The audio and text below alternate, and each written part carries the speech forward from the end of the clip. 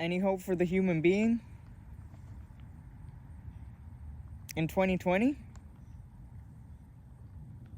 When all things are being made transparent? When the things we've been aware of for years are starting to click?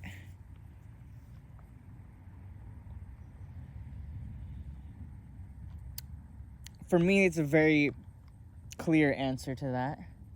Is that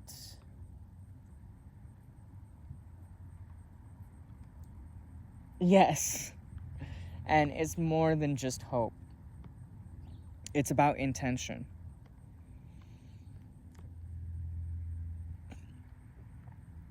I have been trained as an engineer. That's what my schooling was in. And from that angle, we're taught to use our practicality to come to solutions for any kind of technical challenge. And so from that lens, I viewed the environmental imbalances, the global warmings, the climate change, the resource consumption from that practical point of view. And during that phase of my life, I grew very disillusioned.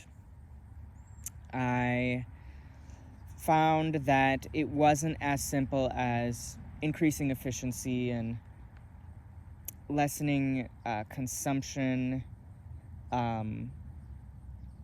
creating systems that fit into our existing human behavior, which is how the market economy works, because it relies on sales.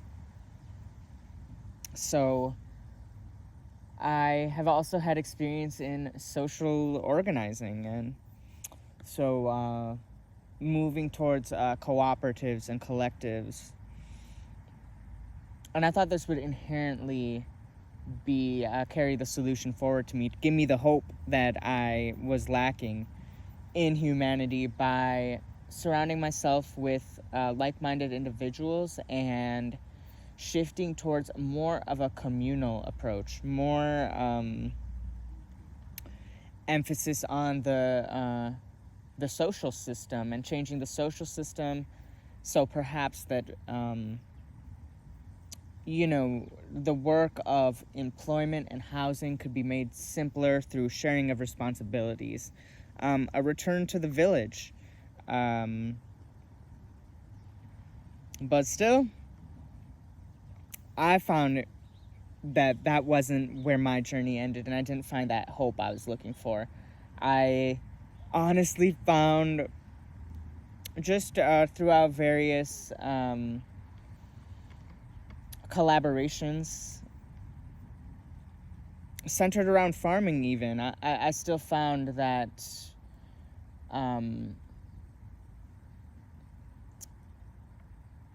this question of leadership and this question of traumas,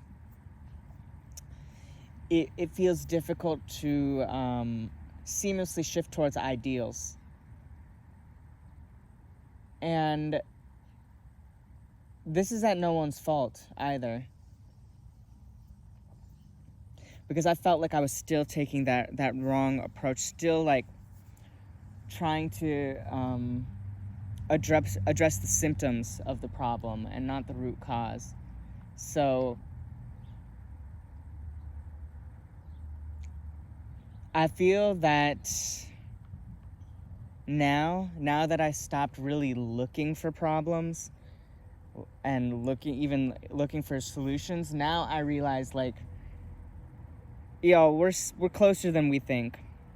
We're much closer than we think in terms of perfection. I need not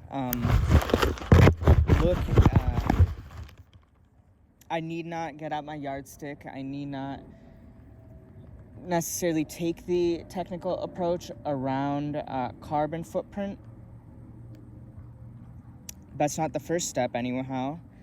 And I don't need to look at any particular group of ancestors.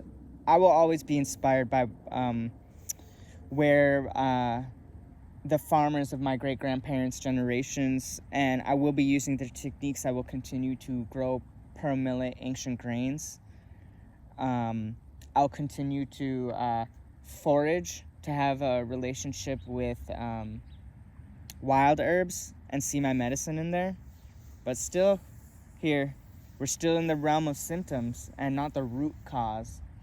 So the solution is to go within and to replace that hope with an intention.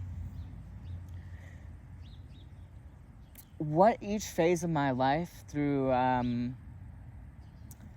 setting out on just a calling on my heart, maybe it was sometimes called climate change, but it was always considered imbalance and considered, looking for happiness in a world where most of the adults, most of the mentors when I was young were disconnected in a certain way. And then getting out into the world and just sensing, picking up on the disconnection around. And we're closer than we think, because we can go within ourselves, and instead of going outside to say, hey, that person and I, we need to work together, and then it'll be better, or that vehicle needs to pollute less. I'm not saying it's wrong, but if you try to do those things and you haven't gone within yourself to really solidify the intention, you're skipping a step, because the human body is part of planet Earth, and we therefore are connected to a lot of wisdom, evolutionary wisdom. We can go into our own roots. We were also birthed from seeds. We went through a gestation. We were sprouts, then we were saplings, then we were trees. We can relate to the universal blueprint of life in that way. So, before I set out to create the dream, like a eco-village or the most amazing to energy technology, agricultural technology. Again, I have ideas for, social and environmental systems of being, of interdependence. But there needs to be a motor and an engine under those ideas. I cannot simply be motivated by a potential outcome. It's really time to ground down into earth, because here's the thing. We can have the best ideas in the world, but we cannot ignore that there is a perfect blueprint around us. Nature is the ideal intentional community. Whether it's in a spoonful of soil, a patch of weeds, or a mature forest, that's why I say we are closer than ever. Because the more that the chaos appears in the external world, we can go within. We can treat our bodies well. One way to treat your body well is through sitting with oneself, removing the question of what can I fix and what needs to change within me, but tending to oneself as one would tend to a plant.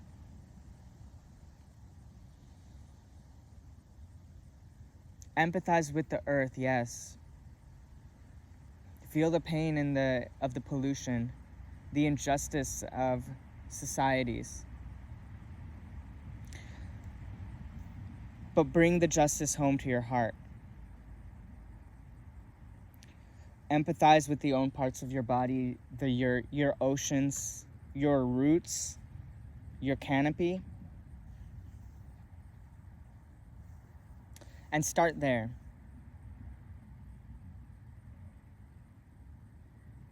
I would say that the more I appreciate the perfection that is already around and make the plants, the trees, the ecology, the ecosystems my mentor,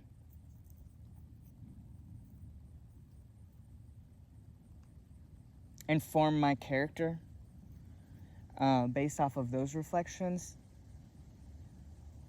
I'm filled with more of a sense of calm and optimism.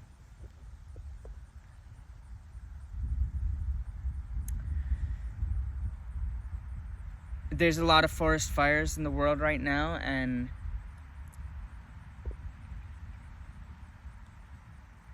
but there's a humility that the ecosystem itself carries, where it's not considered an act of war by the tree. The tree ends up giving the gift of its ashes to activate seeds that were planted thousands and thousands of years ago.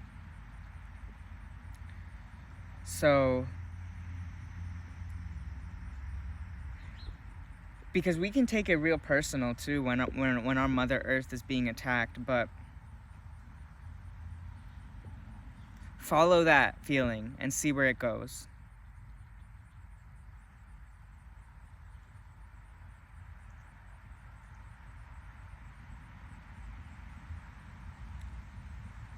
See what the forest is asking of you and asking of us, and see if the plants would be having the same reaction.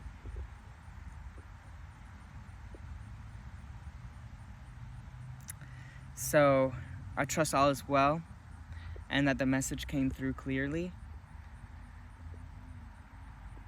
We can go within ourselves and we can activate our intuition, but also our powers of patience that we see from some of these big old trees, and the power of waiting, the power of the slow approach, and the power of consistency.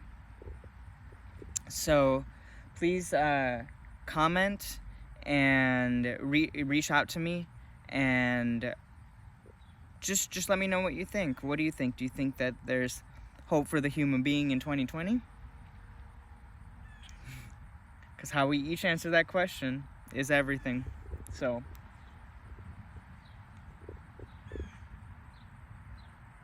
namaste.